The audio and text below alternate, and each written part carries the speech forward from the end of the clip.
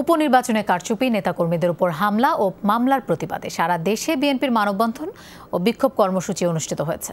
সকালে বরিশালের অশ্বিনী কুমার টাউন হলের সামনে মানববন্ধন করে জেলা বিএনপি। ছিলেন বিভিন্ন উপজেলা থেকে আসা নেতাকর্মীরাও।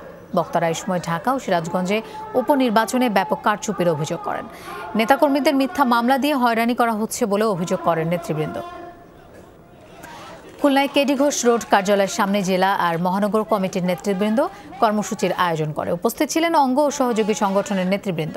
তারা অভিযোগ করেন, জাতীয় নির্বাচনের মতো উপনির্বাচনেও ভোট কারচুপি করে জিতেছে আওয়ামী লীগ।